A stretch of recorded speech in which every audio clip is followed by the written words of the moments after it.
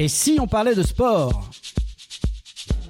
Une émission produite et réalisée par l'association Et si on parlait de sport? Et animée par Laurent Garnier et Adrien Picou.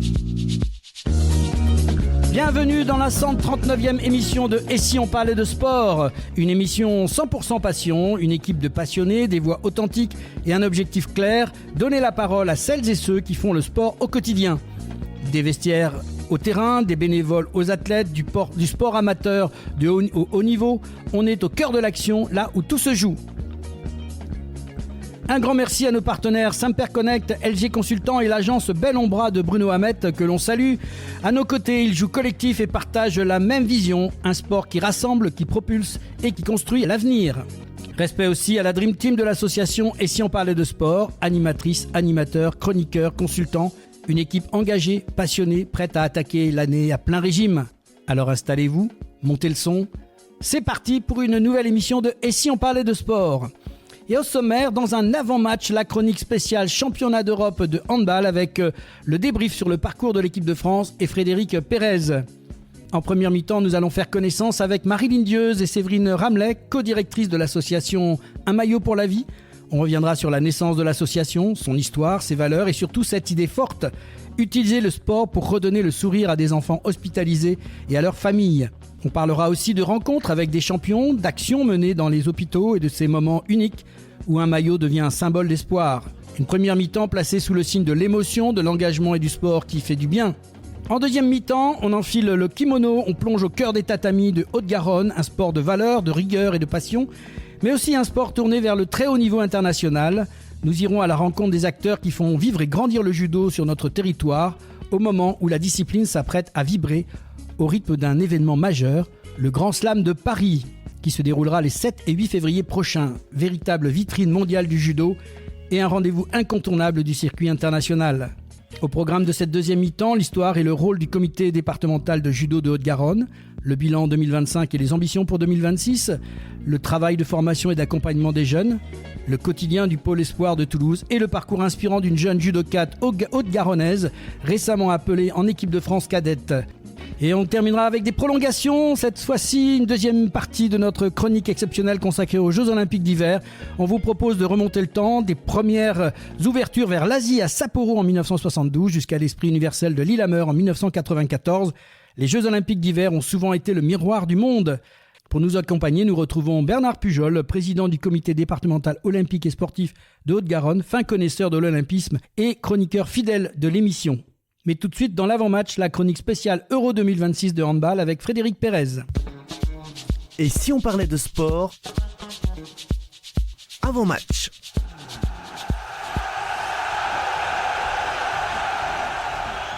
Et oui, dans cet avant-match, on retrouve la chronique spéciale de l'Euro 2026 de handball.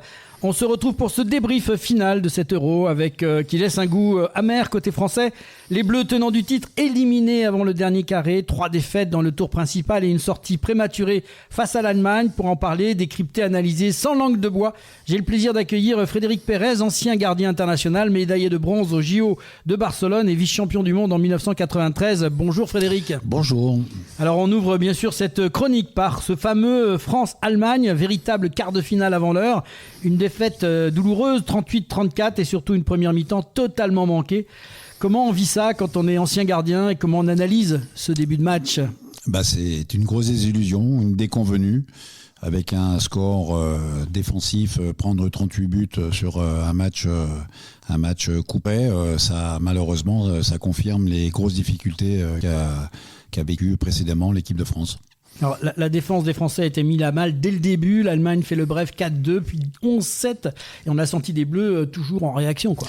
Je dirais même des Bleus en perdition avec quelque part des sautes pour revenir à un score honorable. Mais d'un côté, une équipe d'Allemagne sûre de son fait, qui est en pleine confiance. Aucune incertitude concernant le jeu des Allemands, concernant l'intensité physique qu'ils ont mis dans ce match-là. Mais on s'est montré, la surprise, elle ne vient pas malheureusement des Allemands, la mauvaise surprise vient du jeu affiché par les Français. Alors tu parlais aussi important de Rémi Dubonnet. Il revient après le passage compliqué de Charles Bolzinger. 0 arrêt sur 7 tirs. Le poste de gardien que tu connais bien, a-t-il pesé lourd dans cette élimination ? Oui, bien entendu. De toute façon, pour prétendre monter sur un podium ou gagner une compétition, il faut s'appuyer d'abord sur une grande défense qui était quand même l'ADN de l'équipe de France il n'y a pas si longtemps encore, concrétisé aussi par des prestations de très haut niveau des gardiens de but. On a vu là aussi un Rémi Dubonnet qui a surnagé durant certaines périodes, qui a permis de recoller au score.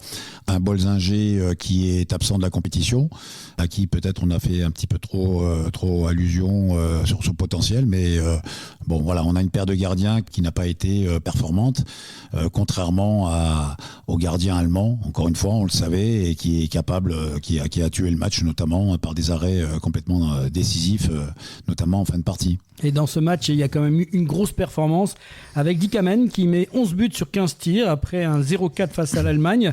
On a eu le sentiment qu'il était bien seul. Oui, c'est l'arbre qui a caché la forêt. J'allais dire pour moi, il y a deux joueurs qui ont surnagé. C'est Aymeric Min et Dick Hamann. Et après, sur le plan de la cohésion, sur le plan collectif, c'est vrai que ça n'a pas été du tout performant. On peut s'interroger effectivement sur l'approche de ce match-là. Vous savez, maintenant, on a des vidéomans qui préparent, tout le monde se connaît pratiquement par cœur. Le jeu allemand, encore une fois, a dû être analysé. Et ça n'a pas eu de répercussion sur la production qui a été faite par cette équipe de France, parce qu'on a senti, encore une fois, une équipe de France un peu perdue, des joueurs complètement absents, des joueurs qui figurent dans les plus grands clubs. Je pense à Prandi, par exemple, qui a été fantomatique, à Richardson, qui joue à Plock après avoir joué à Barcelone. Voilà, à l'instar de ces joueurs-là, par exemple, ça a été quand même très préoccupant et très défaillant en tout cas. On arrive au moment de la 47e minute. La France revient à 27-26, puis ce ballon pour égaliser 31-31, tir de Nicolas Tournois, arrêté par Andreas Wolf. C'est là que tout bascule. Oui, ça bascule, mais disons que pour moi, je n'ai pas senti les Allemands non plus. Ils ont été quand même assez sereins, même dans ces moments difficiles. Ils auraient pu être rejoints au score, mais c'est à partir justement de cet échec qu'ils en ont remis une couche, j'allais dire, qu'ils ont appuyé sur l'accélérateur. Et à partir de là, il n'y avait pas d'incertitude quant à l'issue de ce match. Encore une fois, bien sûr, on aurait pu passer par un trou de souris, mais avec un match qui n'était pas du tout cohérent, qui a été vraiment très, très insipide par moment, et puis surtout une tactique, une stratégie qui a été très défaillante. Un bilan cruel, battu par le Danemark, l'Espagne et l'Allemagne, pas un match de classement, une sortie au-delà du top 6. Fred, est-ce un accident ou un signal d'alarme ? C'est un signal d'alarme qui a déjà été actionné lors du fiasco des Jeux Olympiques pour un tas de raisons. Encore une fois, moi, ce qui m'a interpellé, c'est ce manque sur le plan stratégique, sur le plan tactique. Ayant vu pratiquement tous les matchs de cet Euro et notamment des équipes performantes, on s'aperçoit que tout d'abord il y a un leadership. On sent que lorsque les Espagnols ont battu la France par exemple, ça a été vraiment un modèle de tactique de la part du staff espagnol. Les Allemands n'ont pas été non plus très surpris parce qu'on a présenté. Et voilà, donc on a une grande carence sur le plan stratégique, sur le plan collectif notamment. On a des joueurs qui sont performants, qui ont un gros potentiel, qui jouent dans les meilleurs clubs, comme je l'ai dit, mais peut-être que aussi ils sont des joueurs aussi dans ces clubs-là très performants européens sont à leur service, donc ça leur permet de s'exprimer. Mais là, lorsqu'ils sont réunis au sein de l'équipe de France, ils ne savent plus jouer ensemble, ou du moins par intermittence, par fulgurance, mais ça reste quand même très irrégulier. Donc c'est très préoccupant. Pour moi, certains joueurs doivent vraiment, bien entendu, se remettre en question, puisqu'ils sont par ailleurs très performants dans leur club, ils ne le sont pas lorsqu'ils viennent en sélection. Et surtout, il faut envisager, pour moi, je veux le dire honnête, un renouvellement du staff, puisque pour moi, ils n'ont pas été à la hauteur de cette compétition comme ils n'ont pas été à la hauteur des compétitions précédentes. Alors là, c'est effectivement un grand débat qui débute, je pense, avec les échéances à venir. Maintenant, on va se propulser en 2027. Je crois que la prochaine échéance, les championnats du monde, il va falloir penser à peut-être se remettre en cause au sein de cette équipe, ce qui n'est pas toujours facile. Oui, bien entendu. Mais moi, ce qui m'interpelle, vous savez que sur les 4 entraîneurs demi-finalistes figuraient 3 entraîneurs islandais. Les Espagnols sont un petit peu disséminés dans le monde du handball, entraînant les meilleurs clubs d'Europe. Et nous, qu'est-ce qu'on fait pendant ce temps-là? Parce que je pense qu'on a été... Bon, d'abord, il y a une densité au niveau des équipes. On s'aperçoit que le niveau est très élevé. Les matchs sont serrés, bien entendu, excepté peut-être un ou deux des exceptions. Mais en ce qui concerne l'équipe de France, encore une fois, il n'y a pas de plan de jeu, il n'y a pas de collectif, il n'y a pas d'articulation de ces joueurs. Donc, il faut vraiment s'y pencher. Certainement au niveau de la formation aussi. Vous avez évoqué le point particulier des gardiens de but. Bon, je pense qu'on a de toute façon un creux générationnel, ou du moins on a une formation qui est des gardiens de but qui n'est pas performante. Donc là-dessus, mais ce qu'il faut comprendre aussi, c'est que former un gardien, ça ne se fait pas en quelques mois. On ne va pas les dénicher dans les structures, dans les centres de formation et dans les pôles. Donc c'est vraiment un travail très fourni qui doit être fait. Et pour 2027, pour moi, encore une fois, comme dirait peut-être un politique précédemment, le changement c'est maintenant. Il faut repartir sur de bonnes bases, tout simplement. Il faut changer quelque chose. On ne peut pas continuer comme ça. Alors on va se propulser vers l'Allemagne. Cette Allemagne qui a éliminé la France, elle bat la Croatie 31-28 en demi-finale. Elle file en finale. C'est logique selon toi? Ah oui, c'est tout à fait logique. Bon, j'ai été aussi impressionné. Les équipes, les Islandais par exemple, ont fait une très grosse impression et ont mené à mal le Danemark. D'ailleurs, il y a quelques interprétations arbitrales qui ont fait que les Islandais n'ont pas pu évoluer véritablement à leur niveau dans le money time, ce qu'on appelle. Mais les équipes qui sont sur le podium, enfin qui sont dans le dernier carré, sont nettement au-dessus de la France, encore une fois, sur un plan stratégique. Les Allemands, vous parlez des Allemands, c'était une équipe qui est jeune. L'Allemagne a connu là aussi des périodes de vaches maigres, mais ils ont su se remettre en question. Les Croates sont aussi de jeunes joueurs. Les Islandais sont peut-être un peu plus méconnus. Et puis alors, je vous parle pas de l'équipe du Danemark, parce que les Gitzel, les Pitlick, etc., je crois qu'ils ont 25 ans, 24 ans, 25 ans. Le Nielsen, le gardien de but, aussi, ce sont des jeunes joueurs, mais ils ont su se régénérer au fur et à mesure, et sans pour autant, le Danemark, je crois que c'est la 9e médaille obtenue. Bon, en tout cas, ils ont réussi le Grand Chelem en renouvellement certains joueurs, en s'appuyant sur des joueurs exceptionnels, mais en ayant derrière quand même un vivier de grosses performances. Alors justement, le Danemark, on vient de le voir, a battu l'Islande 31-28 en demi-finale et file en finale. Et on termine ce débrief avec la grande finale qui a été remportée par le Danemark face à l'Allemagne, 34-27, devant 15 000 spectateurs. Quel regard tu portes sur ce sacre danois? De toute façon, il est tout à fait logique. C'était la grande fête du handball. C'est le pays du handball. Vous parliez de 15 000 spectateurs. Je crois savoir qu'il y avait une fan zone aussi qui énorme, a réuni, qui était énorme, qui juxtaposait le stadium. Et voilà, donc c'était vraiment le lieu magique par définition, avec une équipe du Danemark qui est sûre de son fait. Moi, ce qui m'impressionne chez les joueurs, c'est que à aucun moment vous sentez, à l'instar malheureusement de l'équipe de France qui paniquait dans certains moments, ils sont sûrs de leur force. Donc c'est des joueurs exceptionnels, un coach exceptionnel, un tacticien exceptionnel. Et puis il faut mettre aussi en exergue les Allemands, parce qu'ils ont quand même fait un sacré match. Bon, il leur manque encore une petite marche, puis sachant que c'était quand même au Danemark, donc c'était tout à fait logique quant au vainqueur. Avec ce titre, le Danemark, on le disait tout à l'heure, mais compte désormais 9 titres internationaux, soit 2 Jeux Olympiques, 4 mondiaux, 3 Europes. Ils rejoignent la Suède et se rapprochent encore un peu plus de la France, puisqu'il faut quand même rappeler que la France a un extraordinaire palmarès. Qu'est-ce que ça t'évoque pour toi? La France actuellement est en dessous, elle a peut-être un problème de génération aussi? De génération, mais attention, de toute façon, il faut plus vivre avec le passé, ça c'est une chose.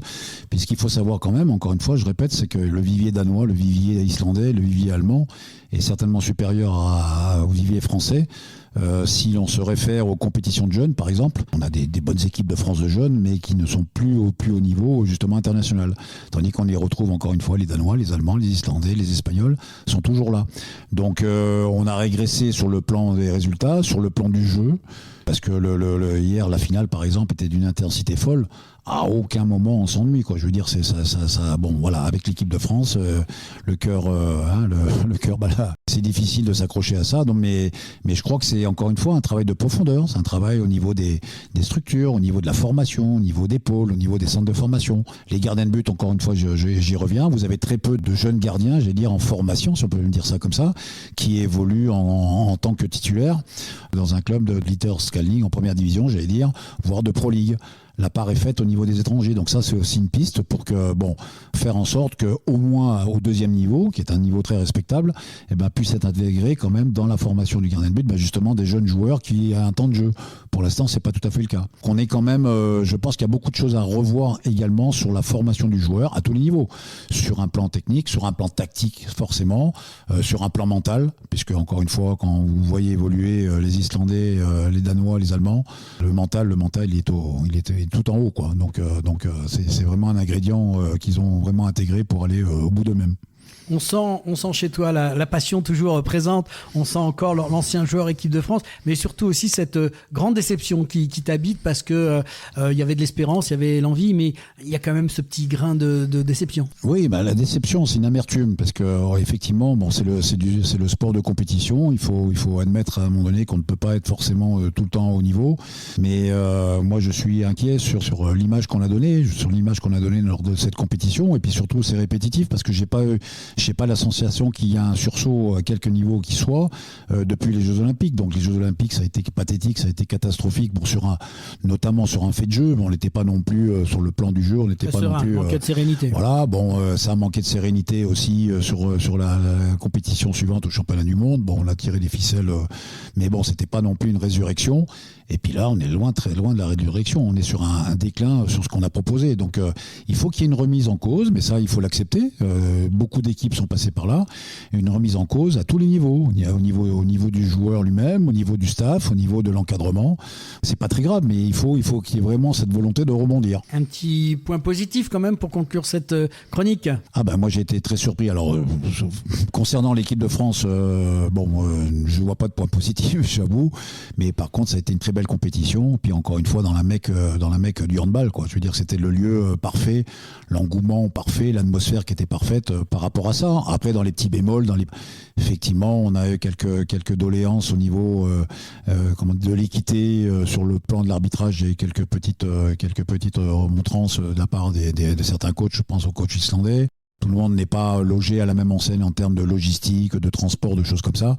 Mais ça c'est être tatillon parce qu'on a vraiment assisté pendant cette quinzaine de jours à un magnifique championnat d'Europe. Merci Fred pour ton regard expert et cette analyse passionnante. Le Danemark sacré en patron, l'Allemagne confirmée et une équipe de France appelée à rebondir. C'était le débrief de l'Euro 2026 de handball avec Frédéric Pérez, ancien gardien international, médaillé de bronze aux Jeux Olympiques de Barcelone, vice-champion du monde en 93. En tout cas, merci d'avoir participé à cette chronique. C'est un plaisir de te recevoir. Merci à vous. Et maintenant, place à la première mi-temps avec Marilyn Dieuze et Séverine Ramelet. Et si on parlait de sport, première mi-temps.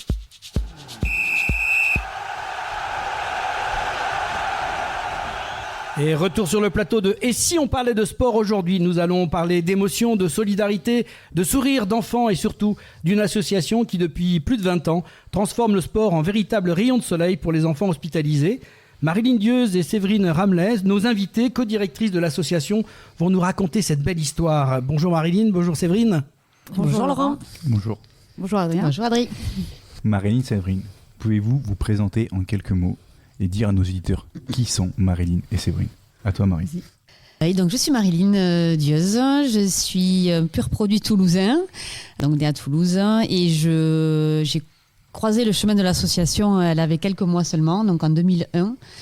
J'habitais à ce moment-là en Corse et je faisais mes études dans le sport, ça a toujours été une passion qui m'a animée. Le volley au départ, moi c'est mon sport de pratique et pour lequel je me suis investie, puisque j'ai mis le pied dans l'associatif à travers ce biais-là. Et puis voilà, cette association m'a tout de suite parlé, j'ai voulu moi-même m'y impliquer et puis voilà, on a grandi ensemble et donc c'est une aventure qui dure effectivement donc depuis 2001 et dont je suis très fière aujourd'hui. Et toi Séverine? Alors moi je suis originaire de Montauban, dans le Tarn-et-Garonne. Donc pareil, une pure montalbanaise. Je suis donc à l'association depuis 2005. J'étais en stage en fait au TFC, puisque moi aussi j'ai fait des études de sport, management du sport en STAPS à Toulouse. Je devais organiser le match pour AZF à l'époque, pour Toulouse contre France 98. Et il y avait également des associations qui étaient là ce jour-là, dont Marilyn. Donc du coup, ils cherchaient notamment une personne pour développer l'association et je suis rentrée par ce biais-là à l'association maintenant il y a 20 ans. C'était hier. C'était il n'y a pas très très longtemps de ça. Et du coup, voilà, je suis très fière moi aussi d'en faire partie. Quels sont vos rôles au sein de l'association Un maillot pour la vie ? Ben aujourd'hui, on en est toutes les donc co-directrices de par notre titre, mais on va dire que ayant évolué avec Qui fait quoi dans les deux ? C'est ça, parce que dans un binôme, il y a toujours. C'est vrai, même on si. On est assez complémentaires. Voilà, et puis il faut savoir qu'on est amis dans la vie, se le cache pas. Mais ça fonctionne très bien. On est une équipe de 6 permanents, tous basés à Balma, pas loin de Toulouse. Et de là, on pilote tout ce qui se passe en France. Donc on a toutes les deux un rôle très bienveillant sur le développement de la structure. À la fois, il y a du management, donc des employés, évidemment, mais il y a aussi le contact avec les bénévoles, avec les enfants, les familles, les hôpitaux, les clubs sportifs. Tout ce tissu-là à manager, à faire en sorte que tout fonctionne bien pour que ces actions solidaires et que l'association puisse mener à bien ses projets. Et qui décide alors ? C'est un vote à chaque fois ? Ensemble, on décide généralement... Voilà. Et c'est très naturel parce que nous on se voit régulièrement. L'association aujourd'hui elle fonctionne bien. Ça fait donc effectivement depuis 2021 au moment du Covid qu'on en a vraiment repris les rênes, où on gère vraiment toutes les deux avec notre équipe et donc ça se fait très simplement et avec notre, comme je dis, avec notre belle équipe qui suit et les bénévoles indispensables. Alors vous l'avez dit un peu déjà toutes les deux, mais j'avais la question, c'était comment on devient co-directrice d'une association comme la vôtre ? Est-ce que c'est un parcours particulier ? Vous avez déjà un peu dressé tout ça. Ce qui est amusant, c'est que vous êtes arrivées finalement par le sport, toutes les deux, pas forcément par un système associatif. Vous êtes dans l'émotion de ces enfants-là. Qu'est-ce quand même c'est particulier ? Qu'est-ce qui vous a sensibilisé par rapport à ça ? Moi au départ, c'est vrai que je ne pensais pas être directrice d'une association puisque je partais pour travailler dans un club sportif. Et c'est vrai que j'avais 2 choix. Et quand je suis venue à l'association, d'abord en tant que bénévole pour voir ce que c'était, je me suis dit en fait c'est vraiment ça que je veux faire parce que derrière il y a la cause. C'est une vocation en fait. Voilà. Puis ma maman était infirmière. Mon père était dans l'associatif, dans le sport. Tout ça était un peu mélangé. Tout ça s'est retrouvé... en moi et en fait de se sentir utile, de faire des choses tous les jours, se lever le matin et être utile pour pouvoir faire sourire les enfants. Voilà, c'était vraiment quelque chose d'important. Parlez-nous maintenant de l'histoire de cette belle association Un maillot pour la vie. Comment ça a commencé ? Bon, donc Un maillot pour la vie, donc c'est une histoire qui dure depuis septembre 2000 exactement, puisque c'est la création de l'association. Donc c'est 3 passionnés de sport, 3 copains qui ont monté cette structure, qui ne sont plus aujourd'hui en lien avec l'asso, mais voilà, le but étant à faire un parallèle entre le sport et la maladie en fait. Au départ, c'est une histoire de rencontre et de se rendre compte tout simplement que le sport avait un effet important sur le mental des patients, parce que ça a été un constat rapide sur des adultes à ce moment-là quand le constat a été fait, mais de suite, l'idée de le proposer à des enfants s'est fait naturellement. Et c'est vrai que les premières animations à l'hôpital des enfants à Toulouse, elles se sont faites, ces animations-là, avec le stade toulousain, les joueurs du stade très impliqués, puisque Fabien Pelouse a été le premier parrain. Il a été très, très dynamique et très impliqué pendant 15 ans. Avec aussi Cédric Soulette. Exactement. Cédric est toujours Tamac, impliqué. Il y avait pas mal. Cédric Michalak avait 17 ans la première fois qu'il est venu à l'hôpital. C'est vraiment une histoire particulière. Et ça se faisait très peu, ce concept d'inviter des sportifs au chevet des enfants. Je vais te couper une petite blague, mais il y a un film qui avait été fait avec ce clown qui faisait rire les enfants dans les hôpitaux. Là. Est-ce qu'il y a une inspiration un petit peu quelque part ? Parce que c'était avant 2000, bien sûr, ce film qui était célèbre, où on voyait cet acteur avec son nez rouge et qui faisait rire les enfants. Effectivement, il avait été prouvé que ça aidait un peu les enfants à aller mieux. Ah mais évidemment, c'était de se dire le sourire, le rire et surtout booster le mental, on va en faire un médicament important en fait. Et c'est vrai que ce concept-là a été vite demandé par d'autres hôpitaux parce que ça ne se faisait pas à ce moment-là. Aujourd'hui, les clubs sportifs ont cette démarche engagée par des fondations, des fonds de dotation. Les clubs impliquent les joueurs comme ça, mais à ce moment-là, ça se faisait pas. Donc de réunir les joueurs d'une même ville. Eux-mêmes étaient contents de se retrouver dans les hôpitaux et passer un petit moment ensemble pour la bonne cause, pour partager un moment avec les enfants. Ils étaient très demandeurs et répondaient du coup très volontairement présents. Alors quels sont aujourd'hui les objectifs prioritaires de votre association ? Quels sont les grands axes ? que vous avez prévues toutes les deux? En fait, notre activité, elle est simple, elle restera comme ça, c'est-à-dire de aller voir les enfants dans les hôpitaux. Hein. Donc ça a repris post-Covid, ça a mis du temps malgré tout. Mais donc on tient toujours à maintenir ces dates dans certains hôpitaux et centres de rééducation où on intervient. Donc ça, c'est primordial de le maintenir, d'inviter ces sportifs au chevet des enfants. C'est là qu'on rencontre beaucoup d'enfants qu'on sollicite après, on leur dit voilà, à votre tour, contactez-nous pour qu'on puisse vous accompagner encore plus et vos familles. Et puis la partie rêve d'enfant qu'on développe aussi. Alors justement, c'est la question, Séverine, à suivre que j'avais prévu peut-être là-dessus. Comment ça se déroule concrètement vos actions et quelles sont les étapes pour un enfant pour qu'il vive ce moment magique? Comment vous les faites rêver? Comment ça se passe? Alors, il y a deux façons, c'est-à-dire, comme disait Marilyn, quand on va à l'hôpital avec les sportifs, on leur remet un petit cadeau et à l'intérieur, il y a un petit passeport, c'est le jeu de mots. C'est un petit livret sur lequel ils vont noter leur sport préféré, leur sportif préféré, leurs rêves. Ils nous envoient tout ça et nous, derrière, on essaie de réaliser au mieux ce rêve-là, en tout cas d'y se rapprocher au maximum. Et la deuxième façon, c'est l'hôpital directement qui va nous contacter en nous disant voilà, il y a un enfant, il va pas très bien en ce moment, on aimerait un petit peu lui redonner un petit peu le moral. Est-ce que vous pourriez nous aider à réaliser son rêve? Donc voilà, c'est soit nous directement avec les passeports ou soit par l'intermédiaire des hôpitaux. Et l'enfant peut aussi, via le site internet, on est souvent contacté aussi comme ça. Ça arrive également. Aussi sur des familles qui sont un peu démunies, mais qui peuvent nous contacter par ce biais-là et déposer leurs souhaits. Et on s'attache à y répondre au mieux. Alors vous êtes en fait, on va dire, les bonnes fées pour ces enfants. Vous réalisez les rêves, c'est extraordinaire. Donc, voilà. On a un joli rôle dans cet accompagnement-là. Après, c'est sûr que si on pouvait avoir une baguette magique encore plus efficace, on en serait ravis. Alors Adrien, tu vois, si tu as besoin d'un rêve, tu les appelles et c'est parti. Malheureusement, elle est déjà réalisé le rêve. Tant mieux. 2025 vient de s'achever et quand on regarde dans le rétro, quel bilan fait de cette année riche en émotions? C'est vrai que c'est une année particulière puisque c'était l'année des 25 ans de l'association, donc ça nous tenait à cœur aussi de marquer le coup. Donc on a voulu aller un petit peu plus loin dans notre action. Et donc on s'est fait plaisir, on a voulu leur faire plaisir surtout sur des rêves hors frontières, des rêves un peu plus fous comme Allez, fais-nous rêver, quelques exemples de ce que vous avez fait. Comme aller voir Kylian Mbappé à Madrid, ça c'était quand même super. Et puis aller directement au 8 stade. enfants, rendre visite, faire un petit séjour à Madrid. Les enfants étaient hyper contents de ça déjà, bien reçus dans un hôtel sympa.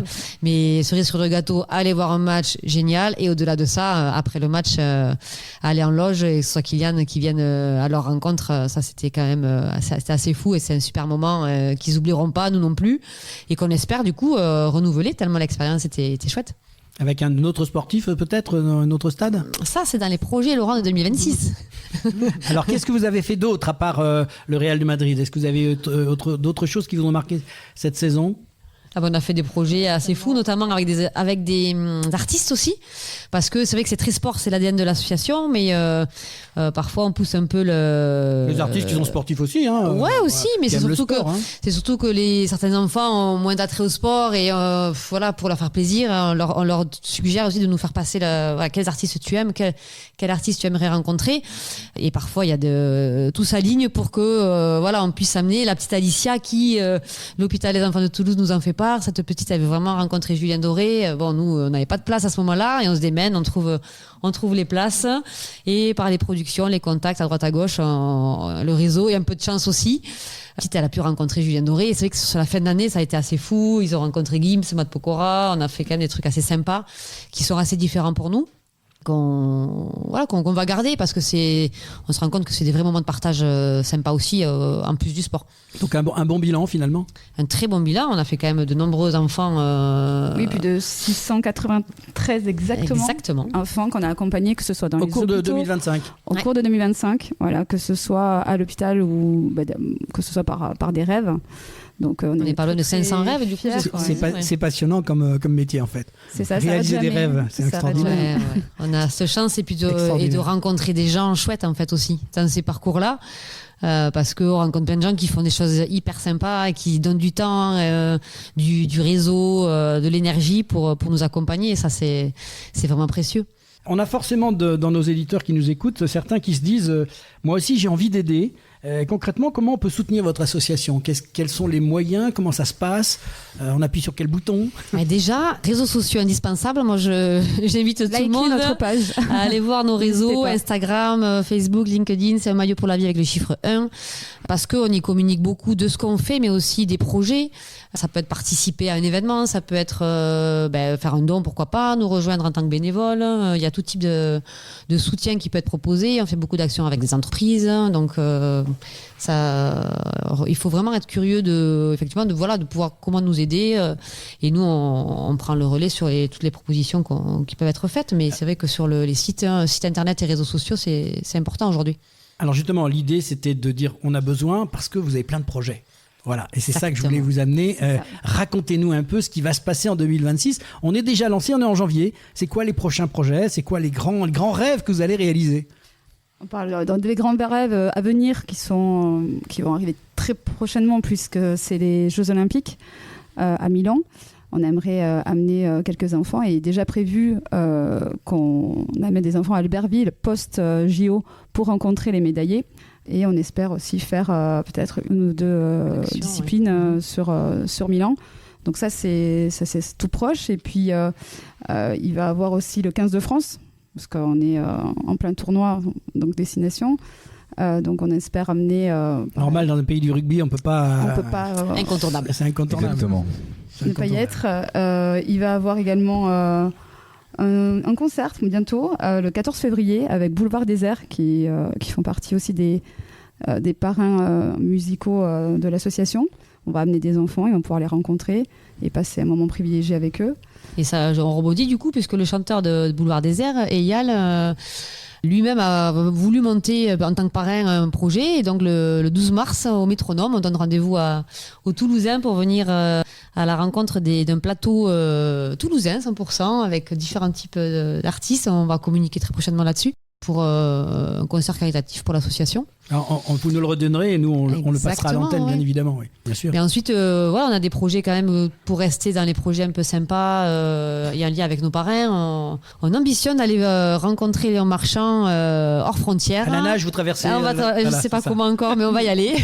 Partez maintenant alors. Puisqu'il fait, il y a une compétition à Miami au mois d'avril. Et en fait, il est très partant pour recevoir des enfants. Donc, on s'est dit, feu, on va faire rêver ces enfants là-bas et amener un ou deux petits pour essayer de passer un petit moment avec lui.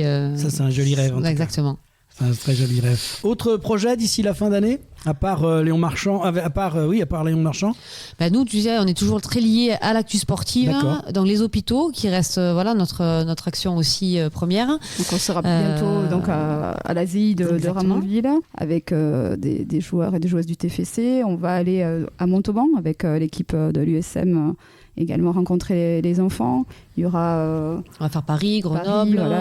Je voulais revenir à ça. C'est bien préciser que votre association n'est pas, même si local, ça chante avec vos accents, c'est bien une association nationale et que vous êtes un petit peu partout. Exactement. Et ça, c'est vrai qu'on est très en lien avec les hôpitaux de différentes villes à qui on propose des activités aussi. Mais on y va également. Donc tous les trimestres, il y a un ou deux hôpitaux qui est visité, puisque les clubs sportifs on est très en lien également avec eux. Et donc c'est des bénévoles, tous présents sur Paris, Nantes, la Bretagne, ça bouge beaucoup aussi, en Pays de Loire. Donc on a une antenne qui est très dynamique là-bas et c'est important de le souligner parce que du coup ces enfants-là sont aussi concernés. Quel message aimeriez-vous donner aux familles, aux enfants qui vivent des moments difficiles? Leur dire qu'on est là pour les accompagner en fait. Il y a beaucoup d'associations qui interviennent dans les hôpitaux. Il ne faut pas hésiter. On comprend cette détresse, elle est commune à chaque parent, à chaque famille qui est confrontée à la maladie. Et nous, on est là pour apporter ce petit soleil et les accompagner au mieux pour leur faire vivre un petit moment un peu spécial. Que cette maladie, finalement, elle leur permette, entre guillemets, quelque chose de spécial pour leur enfant. Tu te rends compte que nous on les côtoie très régulièrement, tous les week-ends on est quelque part sur des terrains avec ces enfants. Ça leur fait beaucoup de bien aux parents, aux enfants, de voir leur enfant sourire sur un événement. Ça n'a pas de prix et pour nous ça paraît pas grand-chose de les amener sur un stade, mais en fait finalement de partager ça, de se dire que... Exactement. Parenthèse enchantée, ça leur fait oublier leur quotidien et ça les aide même. Donc on a beaucoup de retours des parents qui nous disent vous lui avez fait redonner le sourire. C'était la petite parenthèse depuis ces mois. On l'avait pas vu rigoler, merci. Enfin, voilà, pour nous, c'est pas grand-chose et pour eux, c'est tellement important. Ce que disait Marie aussi, c'est vrai qu'on ne fait pas un seul rêve, c'est-à-dire ces enfants-là, ces familles-là, Vous les suivez en fait. on le suit, donc on suit leur parcours et bien sûr qu'on aimerait avoir une baguette magique et faire en sorte que ça se termine bien. C'est pas toujours le cas et c'est là où forcément c'est difficile, mais on a malgré tout des beaux messages des parents qui nous disent merci d'avoir amené ce beau moment à notre enfant malgré son départ. Et si vous deux, vous aviez un rêve pour l'association Un maillot pour la vie, ça serait lequel ? C'est une jolie question, ça. Oui, c'est moins d'enfants malades, mais ça... Ça, et moi je dirais qu'elle dure. Qu'elle dure, en fait. C'est d'une très belle asso, avec tout ce qu'on a vécu, nous, avec cette association, toutes les rencontres qu'on a eues. Clairement, c'est que les enfants qu'on a côtoyés, évidemment, ils nous contactent pour nous dire qu'ils vont bien, ça fait plaisir aussi. Et qui veulent faire des actions. Ça va, Adrien, d'ailleurs, hein ? Oui, ça va très bien. Mais ça, c'est un super exemple. Nous, on en est hyper fiers de ça. Mais nous, on est très contents de l'avoir récupéré. Mais oui, mais de voir ces parcours-là, mais c'est des exemples, hein. C'est un très Clairement, bel exemple. c'est très Et beaux puis exemples. avec les années, on voit aussi des gamins qui reviennent et qui veulent faire des actions pour nous, qui veulent monter des événements pour l'association ou devenir bénévoles. Ouais, Et, c'est ça. et c'est voilà, on voit comme ça l'importance qu'a eu l'association dans leur parcours. Ouais, qu'on embarque du monde avec nous pour qu'après nous ça continue. En fait, ça serait chouette. Pourquoi pas hors frontières aussi, à l'international, ce serait magique. J'ai voulu garder cette question pour la fin parce que ça me paraissait aussi important de témoigner à travers le travail qui est fait, vous, mais aussi les gens qui vous accompagnent. Et pour conclure cette émission, on voulait s'arrêter sur celles et ceux qui incarnent aussi l'âme de Un maillot pour la vie. Quel rôle jouent les ambassadeurs de l'association ? Qu'est-ce qu'ils représentent pour les enfants ? Éventuellement des figures comme Antoine Dupont ou Léon Marchand. Ouais, c'est des figures, c'est des exemples pour eux. Donc quand ils les voient à la télé, puis là quand ils les voient en vrai, c'est un moment de pur bonheur et il suffit qu'Antoine lui dise continue à te battre, voilà, on a tout gagné et quand on voit le sourire sur les enfants quand ils les rencontrent, c'est formidable. L'année dernière, on avait fait une rencontre avec Léon Marchand à l'hôtel Ibis, je crois, de la Cité d'Espace. Et ce moment, quand il est rentré dans la pièce, c'était incroyable. De voir ce personnage qui est assez grand. Ouais, on avait en plus des enfants qui n'étaient pas au courant de fête, mais dont c'était le rêve. Hein, c'était vraiment Romane qui venait de Lille et qui venait de partout. Ah ouais, qui avait pu nager un peu avec lui. C'est des exemples de pleine santé déjà, de combativité. Il représente beaucoup. On a même un jour sur un passeport un petit qui carrément disait je veux devenir Antoine Dupont. c'est assez fou. Déjà on va lui faire rencontrer. Alors comment ça se passe pour les trouver, parce qu'il y a ces deux personnalités qu'on connaît bien nous dans la région, puis il y en a d'autres d'un petit peu partout. Ouais. Comment vous les recrutez éventuellement ? Comment ça se passe ? On a la chance quand même à Toulouse d'avoir un réel soutien. Là on sait qu'on cite que, mais évidemment au Stade Toulousain il y a des générations qui sont hyper dispo. Paul Graou. Non mais c'est vrai que c'est des garçons qui sont très dispo. On les sollicite beaucoup, au-delà de ce qu'on voit sur les réseaux. Nous on leur demande un message vidéo, de venir passer un moment ou autre, ils le font avec plaisir. François, effectivement il y a beaucoup de joueurs, pas que du joueur de rugby, mais c'est vrai que et ça dans toutes les villes. Alors c'est vrai qu'au départ nous on contacte les clubs sportifs qui amènent des joueurs, qui donnent du temps. Forcément il y a des affects et des liens qui se créent et certains joueurs qui sont plus à l'aise. Mais aujourd'hui je pense que les 25 années passées ont fait qu'on a cette notoriété aussi et qu'on a ce relationnel direct avec certains joueurs et c'est quelque chose qui se fait davantage. Le sportif sait qu'aujourd'hui il a cette mission là aussi de donner du temps. Si notre mission c'est quand même de trouver un petit parrain en équipe de France de foot. Il faut qu'on en trouve un. Le message est passé. Exactement. Donc si vous avez du réseau, on le fera suivre. Pourquoi pas, on essaiera de vous aider dans ce domaine-là. En tout cas, merci à toutes les deux pour votre engagement, votre sincérité, votre incroyable énergie positive au service de ces enfants et des familles. Aujourd'hui, on a vu que le sport peut aller bien au-delà de la performance, qu'il peut offrir des sourires, créer des souvenirs inoubliables et apporter un peu de lumière dans ces moments difficiles. Si cette histoire vous a touché, n'hésitez pas à découvrir et soutenir l'association. Rendez-vous sur leur site internet unmaillotpourlavie.com parce que parfois, un simple maillot peut redonner beaucoup plus qu'un sourire. Merci beaucoup les garçons. Merci. C'est la mi-temps. On se retrouve dans quelques instants pour parler judo dans une deuxième mi-temps de l'émission avec Grégory Blanc, Rémi Blairy, Célia Joannou. Et ne bougez pas. Retour rapide au vestiaire. On reprend notre souffle. À tout de suite dans Et si on parlait de sport ? Et si on parlait de sport ? Mi-temps.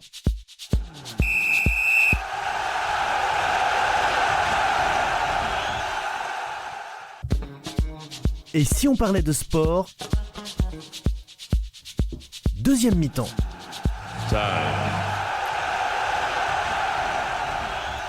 Et retour sur le plateau de Et si on parlait de sport, place à un sport emblématique ancré dans les territoires et tourné vers l'excellence, le judo.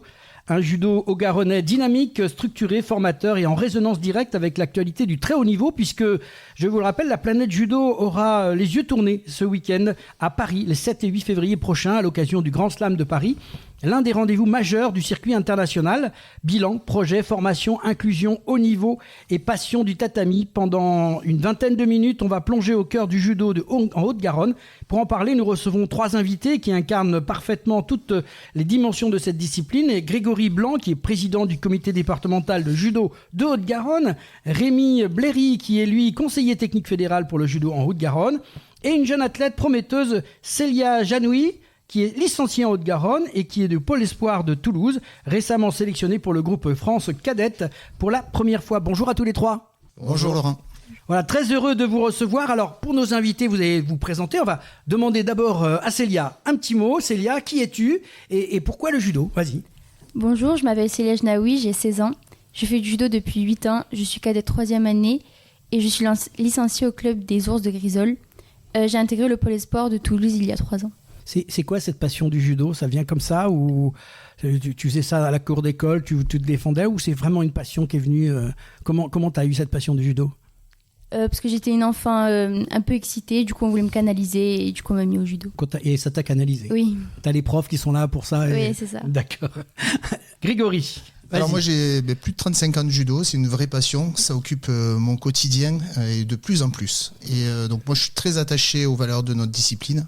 Je me suis lancé dans l'arbitrage quand j'étais adolescent, j'y suis toujours, 30 ans après. Et c'est vraiment cet aspect-là qui m'a maintenu moi au judo pendant des années. J'en ai pris la responsabilité au niveau de la Ligue Occitanie pendant 4 ans d'ailleurs. Et il y a 2 ans de ça, j'ai eu la volonté d'apporter du dynamisme, de l'esprit entrepreneurial aussi au comité. Et c'est pour ça qu'on s'est lancé dans cette aventure de diriger le comité de la Haute-Garonne. Bravo. En tout cas, Rémi, alors toi, tu es conseiller technique, c'est ça ? C'est ça, conseiller technique fédéral, donc fraîchement arrivé en septembre, venu du Nord, donc du Pas-de-Calais, c'est ça. Et en arrivant, t'as pleuré ? Non, on n'a pas pleuré, c'était bon, non ? Pas encore. Donc fraîchement arrivé, et puis judoka depuis 24 ans, 4e dan. Donc le judo devenu passion dans un premier temps, transmis par mon père, et puis c'est devenu un métier par la suite. Qui est venu donc aussi, je pense, de mon professeur de judo. Ouascal, Arras, Lille, tous ces coins-là, tu connais parfaitement. Parfaitement. Voilà, c'était le secteur. C'était des souvenirs. J'étais au club d'Arras à une époque. Grand plaisir de vous recevoir, en tout cas tous. On va faire un peu d'histoire, si tu veux bien, Grégory. Raconte-nous un peu l'histoire, en quelques mots, de ce comité de Haute-Garonne, justement. Très rapidement, le judo, en fait, il s'est implanté à Toulouse juste après la Seconde Guerre mondiale, là, en 1945, en juin. Le comité lui a été créé en 1970 et depuis, bien entendu, il a permis à tout le judo garonnais de se structurer petit à petit. Maintenant, on est après plusieurs décennies de vie de ce comité. Il y a 15 000 licenciés à travers 120 clubs et vraiment sur tout le territoire haut-garonnais. On va passer un petit bilan global. D'abord, tu as fait un premier mercato parce que je vois que tu as recruté. Donc, comment ça s'est passé 2025 ? 2025, c'est très très bien passé. On a une année très riche. Déjà sur les bases des missions du comité, on a fait des organisations structurées, on a continué à proposer des animations de qualité à tous les clubs de la Haute-Garonne. Quand tu parles d'animation un peu plus précis, compétition. Voilà, c'est des compétitions, animation c'est... Voilà. Ouais, mais animation pour les enfants, c'est vrai qu'on a du mal toujours à donner le mot compétition. Allez, donnons les vrais mots. Sur des critériums et des coupes départementales. Voilà, il y a des coupes, il y a des compètes, il y a des vainqueurs, il faut oser le dire, c'est important. Exactement. On a une vitrine qui est le tournoi national minime qui se fait le samedi des vacances de Noël. Qui a toujours lieu encore ? Exactement, d'accord. On l'a fait en 2025, on l'a fait en 2024, ça fait quelques années que c'est en place. On le refera et on le fait suivre d'un stage de niveau national pour les minimes au Krebs de Toulouse pendant 3 jours après le tournoi. Et ce tournoi, il est organisé à quel endroit ? Ça tourne de club ou c'est toujours le même club ? Maison des Arts Martiaux à Toulouse. D'accord. Toujours. Bon, mais on pensera à le mettre au calendrier de nos annonces à venir. C'est ça. Et ensuite, donc, on a quand même apporté des nouveautés, en plus de ces activités un peu plus régaliennes, on va dire. Et ces nouveautés sont toujours tournées autour des actions de développement. La première action de développement qu'on a fait, c'est le premier Parajudo Tour de France. C'est une animation avec plus de 200 personnes en situation de handicap sur le tapis, entourée de 100 lycéens de Stéphane Hessel, et avec 2 médaillés paralympiques qui était avec nous pour toute la journée. Ça a été conférence, initiation judo et un grand show, bien entendu, avec la mascotte Kodomo. Et si je reviens à Kodomo, c'est la deuxième action, c'est le voyage de Kodomo qu'on a fait en juin dernier. Et là, c'est une animation pour les tout petits autour des 8 valeurs de notre code moral. Pour ça qu'on y tient beaucoup aussi à ce type d'animation. Et pour finir, je parlerai aussi du Kizuna Club. Le Kizuna, ça veut dire le lien. Et Kizuna Club, en fait, c'est la création en décembre dernier du club partenaire pour le comité de la Haute-Garonne. Vous faites comme les équipes de foot, maintenant vous avez votre club de partenaires. Voilà. Et donc on peut faire un appel à tous les gens qui nous écoutent. Si vous voulez être partenaire du comité de judo départemental, n'hésitez pas à joindre Grégory. Merci. On va passer à Rémi. Est-ce que tu peux, toi, nous expliquer concrètement ton rôle de conseiller? C'est toujours un grand mot pompeux. À quoi tu sers et comment ça marche dans le département? Qu'est-ce que tu fais en fait? Alors, on œuvre pour la promotion et le développement du judo, notamment dans un premier temps. Donc on est vraiment basé, nous, sur le territoire de l'Haute-Garonne, et puis on a toute l'équipe, ce qu'on appelle le TER, donc l'encadrement technique régional aussi, puisqu'on bosse, on travaille avec eux au quotidien. Donc ça comporte l'organisation des compétitions, tous les programmes de développement, donc le judo scolaire, le para-judo adapté. Donc tous ces programmes-là, on essaie de les mettre en place, de travailler avec les clubs aussi au quotidien.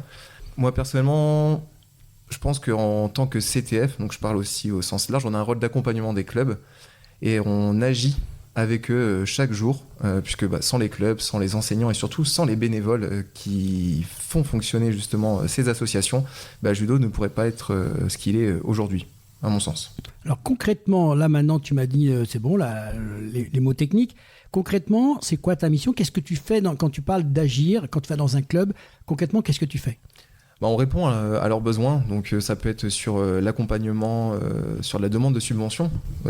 Très clairement, il y a des programmes qui existent pour être accompagné sur tel ou tel type d'action. Est-ce que je mets en place du judo scolaire? Demain, je dois même juste demander une subvention à la mairie. Certaines mairies demandent quand même des dossiers, donc là on peut les accompagner dessus. On les informe, on crée le dossier avec eux. Ça peut être sur de l'aide pour obtenir du matériel. En effet, un club en fait se compose peut-être de plusieurs dojos, donc plusieurs lieux de pratique. Et un tatami, ça peut coûter vite cher, donc pouvoir l'équiper et puis avoir un équipement de proximité aussi pour les habitants. Et t'enfiles le kimono aussi? Tu montes sur le tapis ou pas du tout dans ta mission? On enfile le kimono. On a mis en place des collectifs. Alors, ce qu'on appelle collectif, nous, c'est tous nos regroupements entraînement, donc minimes et benjamin. Ça nous permet de les suivre, puisque, surtout pour les minimes... T'as un rôle, justement, de terrain, de conseiller auprès des enfants. Donc, voilà, aussi, puisqu'on prépare tout le long de l'année une Coupe de France par équipe minime, donc 2 départements. Donc, chaque département vient avec une équipe garçon, une équipe fille, et puis c'est la compétition, c'est la bagarre pendant une journée pour savoir qui est le meilleur département. Donc, nous, ça nous permet de faire notre détection, et puis... aussi travailler en lien avec le pôle espoir de Toulouse qui, après minime, passe cadet et peuvent commencer à intégrer cette structure. Belle liaison que tu me fais, puisqu'on a une cadette avec nous là. Et on va parler un peu avec Célia qui va nous expliquer un peu sa performance, son travail que tu fais au niveau de Pôle Espoir. D'abord, tu as gagné cette année pas mal de titres, de résultats, et puis tu accèdes, d'après ce que j'ai compris, à l'équipe de France cadette, si c'est bien ça.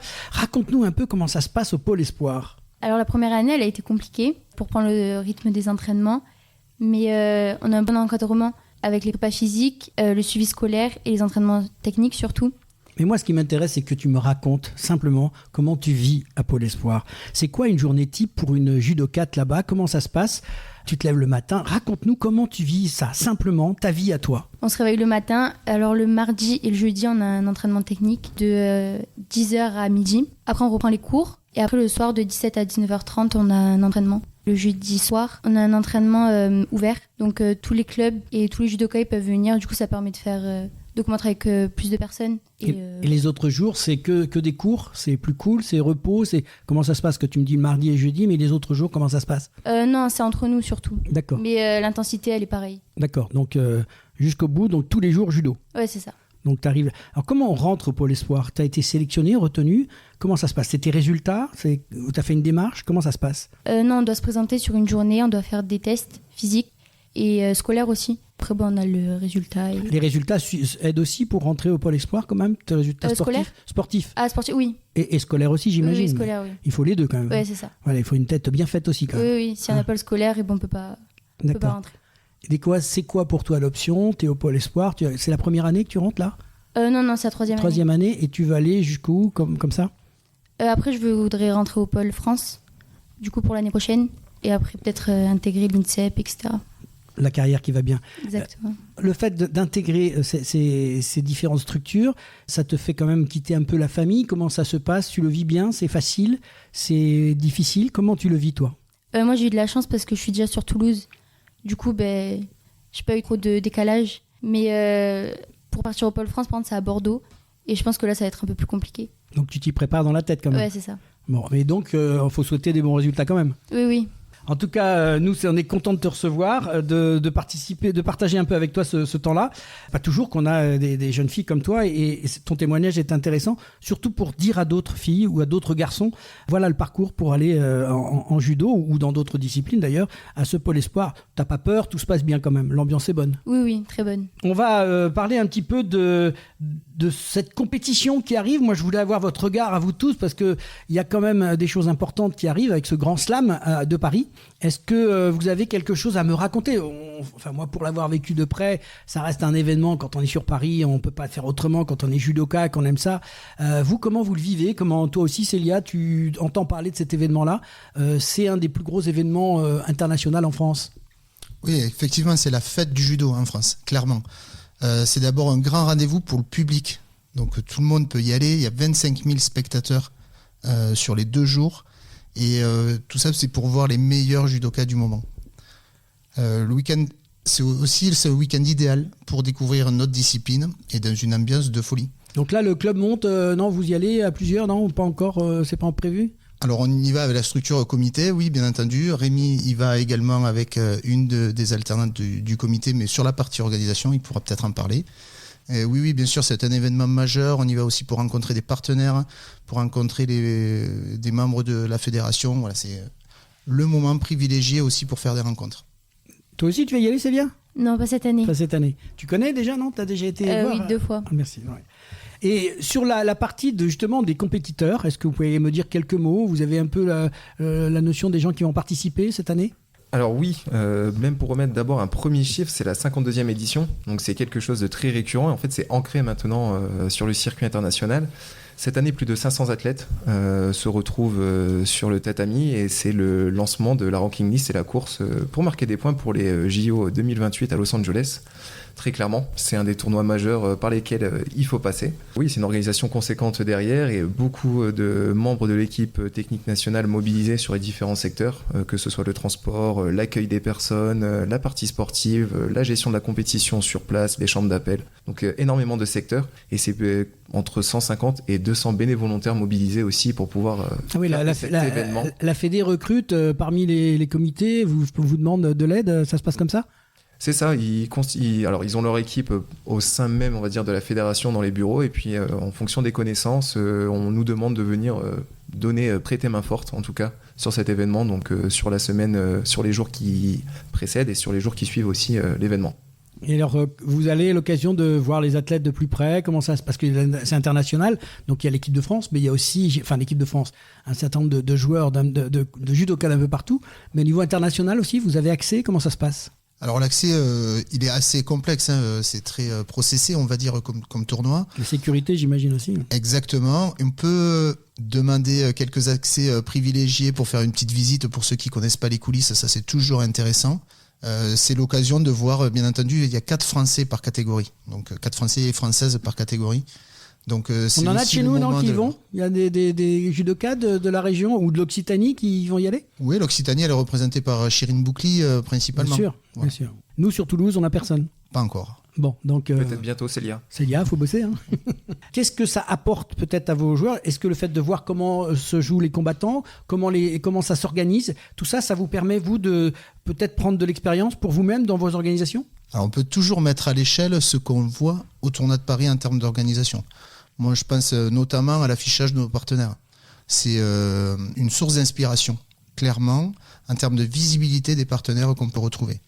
Et donc, toute proportion gardée, ce qu'on voit à Paris, on peut très bien le mettre en place à la Maison des Arts Martiaux et on ne s'en prive pas.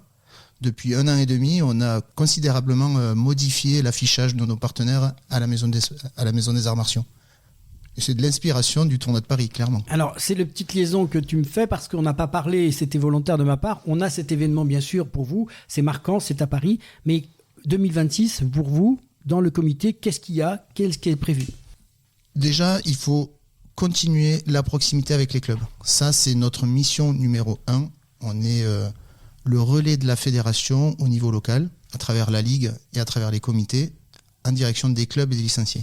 Donc ça, on ne peut pas déroger à ce principe. Ensuite, nous, on est là pour aider au développement. Donc, nos ambitions, c'est toujours des actions de développement, en tout cas la plupart du temps. Ce qu'on veut, c'est bien entendu aider le développement des nouvelles disciplines, telles que le jiu-jitsu brésilien, par exemple. Promouvoir aussi le judo féminin, même si aujourd'hui, il est déjà à 34% de nos licenciés. Mais pour autant, on doit continuer là-dessus. Dans un mois, par exemple, on a la première journée de la femme pour nous, en tout cas au comité de la Haute-Garonne. Et puis finalement, la Fédération française a récemment obtenu la délégation du para-judo adapté. Ça, c'est un fait vraiment important. Et je peux annoncer d'ores et déjà qu'on est porteur d'une candidature pour le premier championnat de France para-judo adapté qui aura lieu au mois de juin. On espère du coup à Toulouse. Il faudra nous en reparler, et on l'annoncera bien sûr, évidemment. Donc les grands événements à venir, c'est cet événement-là, mais vous n'avez pas d'autres événements nationaux l'année prochaine sur le département? On s'est autorisé, on a un objectif d'un événement par an. Ça, c'était une promesse il y a 2 ans. L'année dernière, on en a fait 2 en 2025, je vous en ai parlé tout à l'heure. Cette année, si on fait ce championnat de France para-judo adapté, ça sera l'événement de 2026. Et ça sera notre objectif numéro 1. Ça me paraît, c'est une bonne chose. Je pense que le judo est quand même un sport très médiatisé grâce un peu aux résultats de nos équipes de France. Je pense qu'on a un regard. Je pense qu'après les Jeux Olympiques, vous avez dû avoir un retour positif dans vos clubs? Oui, on a dans le studio, il y a Eric Roussel qui pourrait en témoigner facilement. Il y a eu une explosion des licences l'année dernière, ce qui nous a permis de passer les 15 000 licenciés pour la première fois. Voilà, ça plafonnait à 14 000 et quelques depuis plusieurs années. Et là, on a dépassé les 15 000, ça c'est l'effet JO sans aucun doute. Le défi maintenant, c'est de continuer sur cette voie-là, développer des nouvelles disciplines, développer des tranches de développement qui peuvent être très, très intéressantes, comme le para-judo adapté, le judo féminin, et vraiment travailler avec les clubs pour pouvoir garder les petits et les amener à continuer dans ce sport. Justement, question à tous les trois. Quel conseil vous donneriez à quelqu'un qui souhaite commencer le judo? Et je vais te demander par toi, Célia, parce que quel conseil tu pourrais donner à des copines, à des jeunes filles, à des garçons à peu près de ton âge pour le judo? Comment tu leur parlerais? Je dirais qu'il faut persévérer. Le chemin, il est long. Mais les progrès viennent petit à petit et chaque étape compte. Mais il faut surtout profiter de chaque moment sur le tapis. Et c'est la niaque qui te fait y aller. Il faut quelque chose en plus pour faire du judo. Se mettre sur un tatami et prendre le kimono et accrocher l'adversaire. C'est pas toujours évident chez les filles, ça. Non, c'est vrai. Parce qu'on est considéré peut-être un peu comme plus gentil. Mais c'est pas vrai. Mais au final, nous aussi, on s'est monté sur un tapis et se battre. Mais ça, je suis d'accord avec toi. Pour avoir vu des jeunes filles sur le tatami avec des belles ceintures, des fois, il faut s'accrocher. C'est pas toujours évident. Monsieur le Président, un mot, un conseil que tu donnerais aux parents ou à des gens qui hésitent? Il ne faut pas hésiter, justement. Venez dans les dojos, venez dans les clubs, découvrez cette discipline. Cette discipline, c'est plus qu'un sport, c'est une école de vie. Voilà, donc il faut venir, il faut pousser les portes du dojo et s'amuser sur le tapis. Un petit site pour venir vous voir, comment on vous retrouve, comment ça se passe, si les gens nous écoutent et se disent tiens, je veux prendre des renseignements, qu'est-ce que tu leur proposes comme information? Alors pour trouver un club, c'est le site fédéral et il y a une rubrique Trouve un club près de chez toi. Ça, c'est vraiment la meilleure manière de trouver le club le plus proche. Et ensuite, on a bien entendu le site de Haute-Garonne Judo et puis tous les comptes Facebook, Instagram et LinkedIn sur lesquels on est aussi actif. Donc c'est Haute-Garonne, alors je ne me trompe pas, haute-garonne.ffjudo.com. Exactement. Un petit mot, Rémi, alors toi qui arrives un petit peu dans notre belle région, quel conseil tu donnerais aux papas, aux mamans, aux gens qui ont entendu parler de judo mais encore hésitants? Justement, l'hésitation, pour moi, ne devrait même plus avoir la place. Alors, Grégory l'a très bien dit sur l'école de vie. Moi, j'irai plus loin, c'est que tous nos enseignants sont diplômés. Donc, les enfants arrivent sur le tatami, ils sont encadrés de la meilleure des manières, dans une discipline qui se base quand même sur le code moral, donc les 8 valeurs. Et donc, effectivement, au-delà du sport, on essaye de former des citoyens et puis de les accompagner dans leur vie, même au-delà du judo et au-delà du dojo. Merci beaucoup à tous les trois. J'étais très heureux de vous recevoir dans cette émission Et si on parlait de sport. Ces échanges passionnants autour du judo en Haute-Garonne, une discipline qui allie tradition, performance et ouverture, portée par des acteurs engagés et de jeunes talents comme Célia. En tout cas, vous pouvez nous retrouver toutes ces informations, je l'ai dit tout à l'heure, par le comité départemental sur leur site. Et n'hésitez pas à aller les voir. Merci encore à tous les trois. Et je vous dis à très bientôt. Bonne continuation. Merci. Place à la prolongation avec la chronique spéciale consacrée aux Jeux Olympiques d'hiver, deuxième partie de Sapporo de 1972 à Lillehammer 1994. Et si on parlait de sport, la chronique.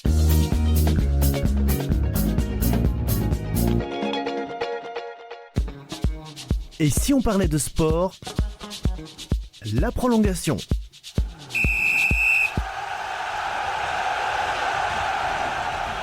Et voilà, dans la prolongation, retour sur ce plateau. Et si on parlait de sport pour la deuxième partie de notre chronique exceptionnelle consacrée aux Jeux Olympiques d'hiver, où l'on vous propose à nouveau un voyage dans le froid, dans la neige, sur la glace, mais surtout dans l'histoire. Les Jeux Olympiques d'hiver ne sont pas seulement une succession de médailles, ils racontent le monde, ses tensions, ses évolutions, ses rêves aussi. Et nous avons le plaisir avec Bernard Pujol, président du comité départemental olympique et sportif de Haute-Garonne, et chroniqueur fidèle de l'émission, de vous faire revivre ce voyage unique de Sapporo 1972 à Lillehammer en 1994. Bonjour Bernard. Bonjour Laurent, bonjour à toutes et tous. Exactement Laurent, tu l'as dit, chaque édition est une photographie de son époque. La guerre froide, l'ouverture au monde, les débats sur l'amateurisme, l'écologie, la sociologie, la professionnalisation du sport et point de suspension. Et à travers quelques champions, quelques images fortes, on voit bien que les Jeux d'hiver ont été souvent un laboratoire avant les Jeux d'été. De Sapporo à Lillehammer, de l'Asie à la Scandinavie, on remonte aujourd'hui plus de 20 ans d'histoire olympique. Installez-vous confortablement, fartez les skis, le voyage commence en 1972. Et oui, dans cette deuxième partie, Bernard, on va poursuivre notre voyage. Donc, on va repartir de Sapporo. Sapporo, c'est un pas vers l'Asie. 1972, pour la première fois, les Jeux Olympiques quittent l'Europe et l'Amérique du Nord. Une vraie révolution géographique. C'est un symbole fort, l'Asie, dans la grande histoire des sports d'hiver. Ces Jeux sont aussi marqués par une énorme controverse, celle de l'amateurisme. Le skieur si connu et talentueux autrichien Karl Schranz est exclu parce qu'il a autorisé l'utilisation de son image à des fins commerciales. Pendant ce temps et sans opposition, les hockeyeurs des pays communistes, officiellement amateurs mais professionnels de fait, sont autorisés à concourir. Il y avait 2 poids 2 mesures. Et oui, 2 poids 2 mesures, bien sûr. C'est l'éternel combat entre les pseudo-professionnels et les amateurs. Ces Jeux ont quand même rassemblé 1006 athlètes de 35 pays. Les athlètes se mesurent dans 10 disciplines. Ils ont regroupé au total 35 épreuves officielles. Oui, ça s'élargit et les États et les pays viennent rejoindre les Jeux Olympiques. Les Philippines et le Taipei chinois effectuent leur première participation. À noter également un moment même légendaire. Yukio Kasaya devient le premier champion olympique japonais en saut à ski. Et ce n'est pas tout. Ses compatriotes Akitsugu Kono, et je reste poli, et Seiji Aoshi complètent le podium. Ce fut un triplé historique à domicile. Et oui, le Japon marque des points. Les stars des Jeux s'appellent aussi Galina Kulakova côté soviétique et Hard Strengs chez les Néerlandais, chacun avec 3 titres. Et puis, il y a une surprise espagnole, Bernard. Oui, une grande surprise espagnole de ces Jeux a été la victoire du Paquito. Alors non pas le Paquito que vous dansez Laurent chaque fois que vous êtes invité, mais bon, c'est son la plaisanterie. Le Paquito, c'est le surnom de Fernandez Ochoa. Âgé de 21 ans, il est vainqueur du slalom avec 1 seconde d'écart sur le second. Sa médaille d'or reste la première jamais remportée par un athlète espagnol aux Jeux Olympiques d'hiver. Et pendant ce temps, la France a remporté 3 médailles avec Daniel de Bernard, médaille d'argent, et Florence Steurer, médaille de bronze en ski alpin, et Patrick Perra, qui est médaille de bronze en patinage artistique. Bernard, et on va passer en 1976, on change complètement de direction avec Innsbruck, les Jeux de la résilience. À l'origine, ces Jeux devaient avoir lieu à Denver, mais un référendum citoyen a dit non pour des raisons écologiques. Résultat, Innsbruck reprend le flambeau 12 ans après 1964. Oui, nous en discutions dans la première partie la semaine dernière. On se rend compte que la bataille pour l'écologie, les batailles politiques, les tendances ont toujours été là. Et en 76, Innsbruck en Autriche accueille donc les Jeux Olympiques après l'écueil d'Anvers. Le contexte historique est étendu puisque ces Jeux sont les premiers Jeux depuis la prise d'otage de Munich qui avait été effectivement dramatique en 1972. Les moyens consacrés à la sécurité sont adaptés en conséquence et la compétition se déroule normalement. Oui, les Jeux rassemblent 1123 athlètes de 37 pays. Ils participent dans 6 sports et 10 disciplines qui regroupent un total de 37 épreuves officielles, soit 2 de plus qu'en 72, et plusieurs premières marquantes, Bernard. Oui, nos amis voisins de la principauté d'Andorre et plus loin de San Marino en Italie entrent pour la première fois dans la famille olympique. La danse sur glace, que vous connaissez bien, Laurent, pour la pratiquer en titre de loisir, tout à fait, devient une discipline à part entière. Et surtout, l'Américain Terry Kubica réalise un backflip.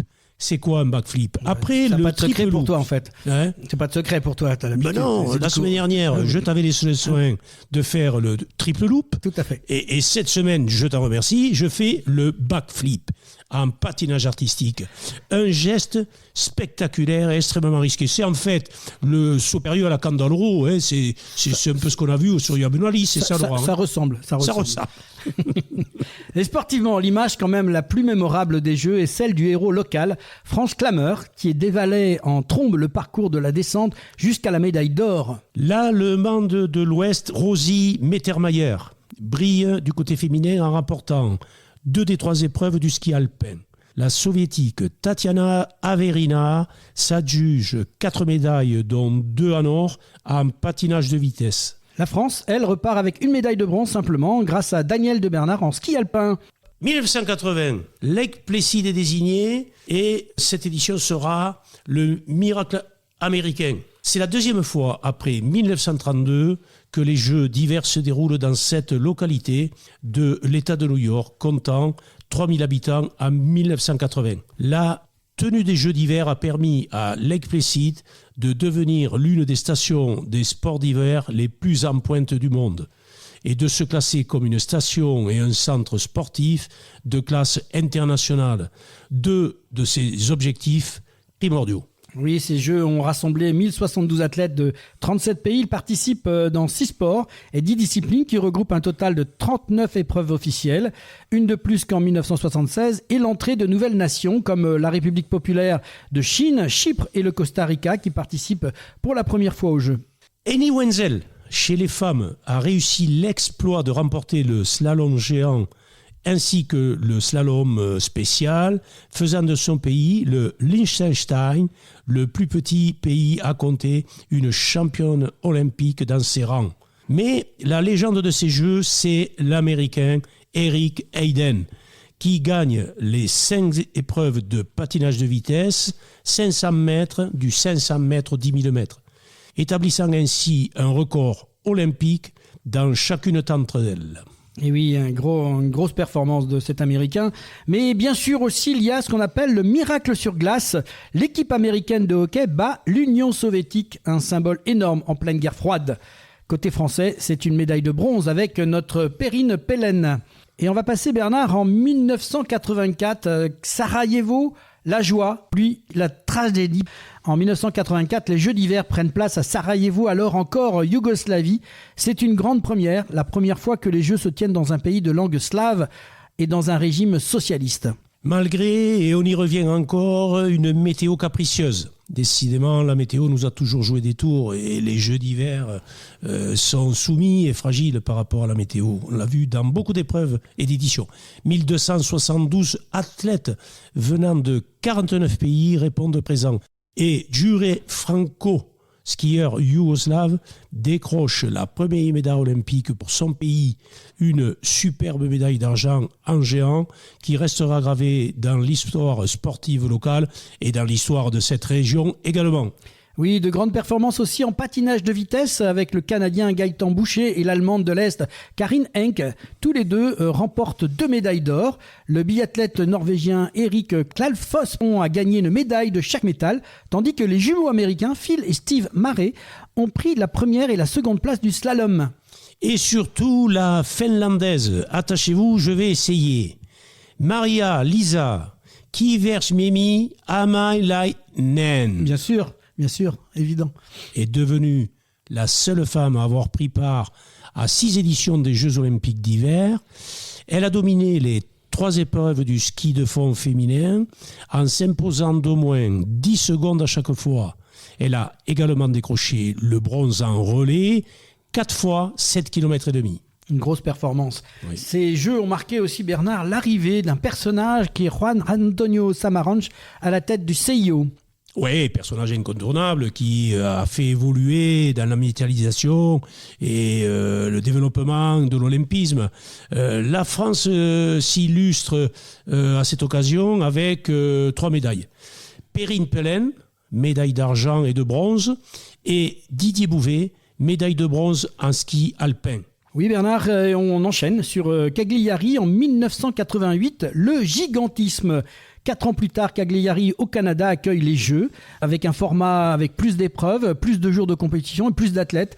C'est l'entrée véritable dans l'ère moderne de la globalisation du sport d'hiver. Oui, toujours plus grand, hein, c'est l'Amérique du Nord et le Canada incarne bien ce gigantisme et cette ambition.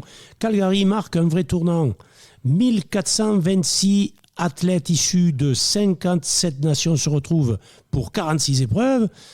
3 week-ends de compétition. En tout, le sport d'hiver entre pleinement dans l'ère médiatique. Avec des disciplines qui émergent, le curling, le short track et le ski freestyle. Et des champions marquent leur époque. L'Allemande de l'Est, Christa Rothenberger, a remporté le 1000 mètres en patinage de vitesse. 7 mois plus tard, elle a gagné la médaille d'argent en cyclisme pour devenir la seule athlète à avoir décroché des médailles aux Jeux d'hiver et une médaille en Jeux d'été dans la même année. La patineuse artistique est-allemande Katharina Witt, que l'on voit et qui est devenue après mannequin, mais bon, ça c'est mon côté poétique, elle était tellement belle que j'en oubliais son côté sportif. Mais c'est pour rire un peu. Elle a conservé son titre olympique, tandis que l'Américain Brian Boitano a devancé d'un cheveu le Canadien Brian Orser chez les hommes. Le charismatique skieur italien La Bomba. Eh oui, La Bomba, oui. Alberto Tomba, qui faisait tomber les filles tellement il était beau. Il était aussi beau qu'il ne glissait vite. Oui. Il a connu des débuts olympiques de rêve avec des sacres en slalom géant et en slalom spécial. Et oui, sans oublier non plus le sauteur à ski finlandais Matt Nikkanen, devenu le premier sauteur à ski à remporter les 2 médailles d'or d'une édition des Jeux. La France repart avec 2 médailles grâce à Franck Picard, souvenez-vous, or et bronze en ski alpin. 1992, décidément on va vite, Laurent, d'édition à édition, on se rapproche. Albertville, retour en France et mutation olympique. Les Jeux Olympiques d'Albertville 1992 ont été les derniers Jeux d'hiver à être organisés la même année que ceux d'été. 1801 athlètes issus de 64 nations se retrouvent en France pour 57 épreuves. Seuls 18 se sont déroulés à Albertville, même et tandis que les stations voisines ont accueilli le reste, et c'est très très bien pour les territoires. Voilà, c'était bien réparti un petit peu partout. Le ski acrobatique et le short track et le biathlon féminin ont connu leur début comme discipline officielle. La Croatie et la Slovénie ont participé pour la première fois en tant que nation indépendante.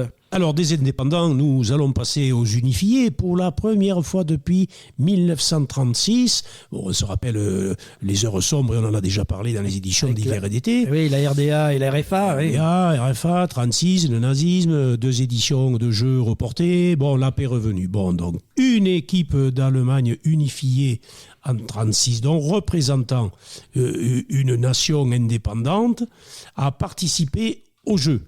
Les anciennes républiques soviétiques ont formé l'équipe dite unifiée, EUN de son appellation. Voilà, c'était ça sur leur maillot. En ski de fond, les Norvégiens Bjørn Dali et Vegard Ulvan ont remporté, 3 médailles d'or chacun. La patineuse de vitesse américaine Bonnie Blair a remporté les épreuves du 500 mètres et du 1000 mètres. La skieuse alpine autrichienne Petra Kronberger s'est imposée en combiné et en slalom. Le Sud-Coréen Kim Ki-yoon a décroché la médaille d'or sur les 2 épreuves en short track. Et le Finlandais Toni Nieminen a remporté le saut à ski masculin pour devenir, à 16 ans, le plus jeune athlète masculin champion olympique d'hiver. Je suis très heureux de t'avoir laissé le soin de prononcer tous ces noms. On va revenir dans une appellation plus française, et tant mieux pour moi. La France brille comme jamais.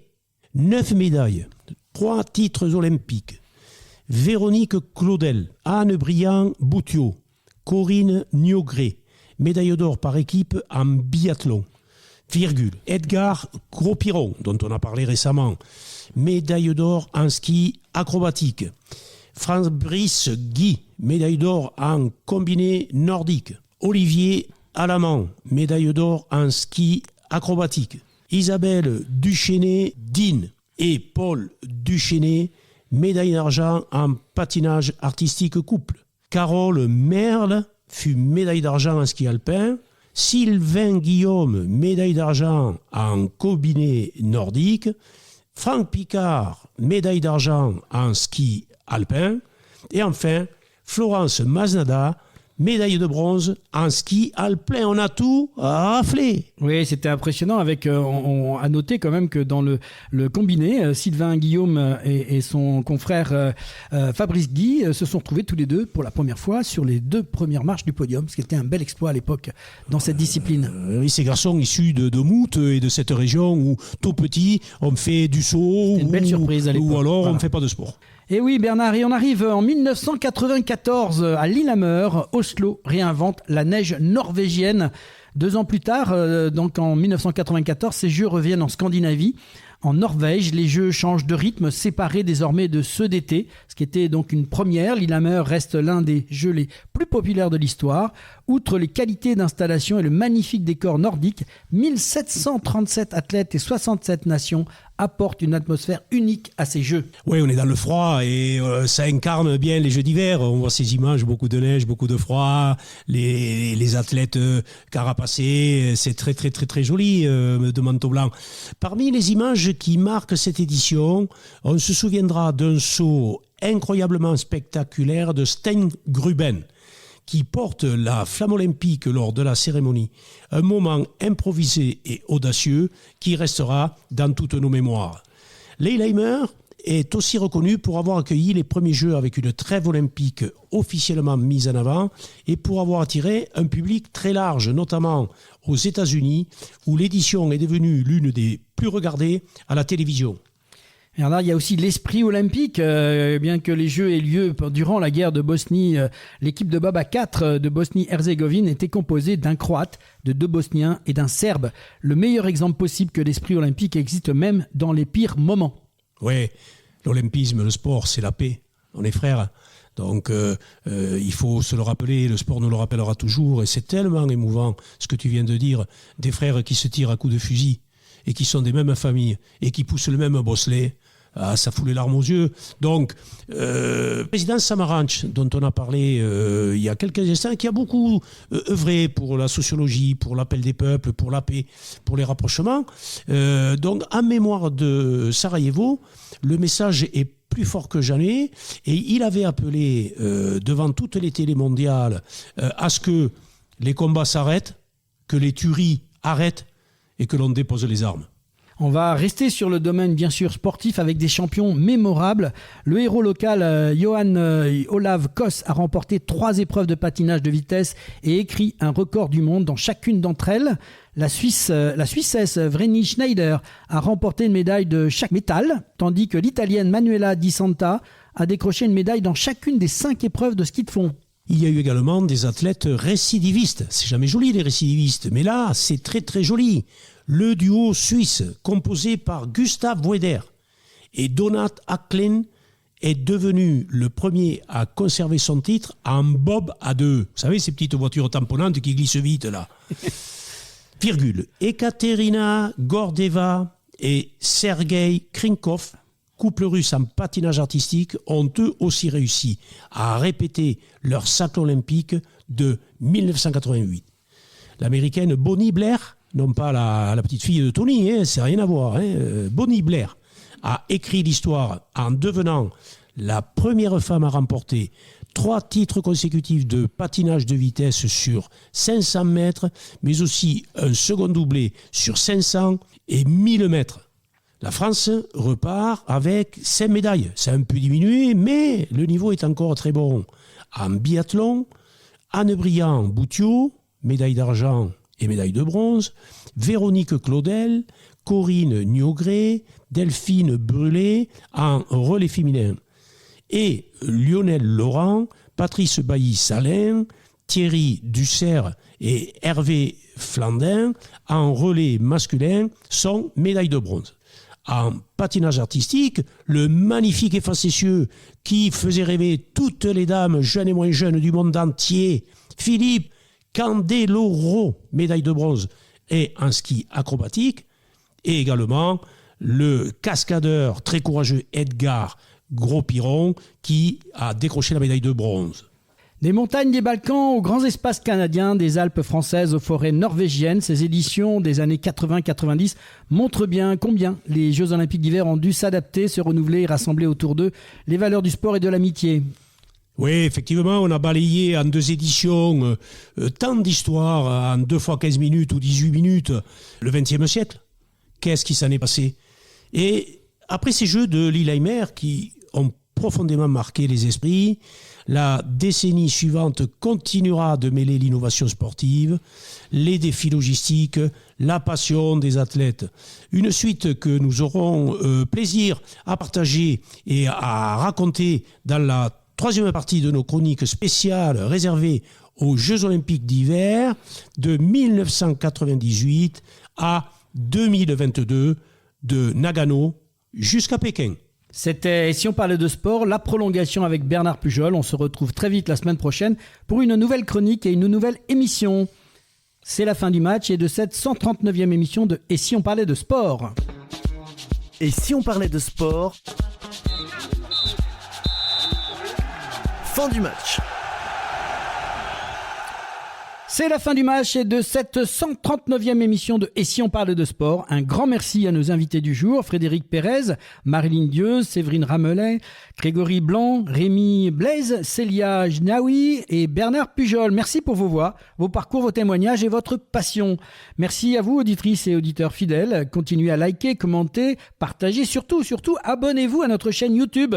C'est vous, notre moteur. Merci à nos partenaires LG Consultants, Samper Connect, l'agence Bellombra avec Bruno Hamet.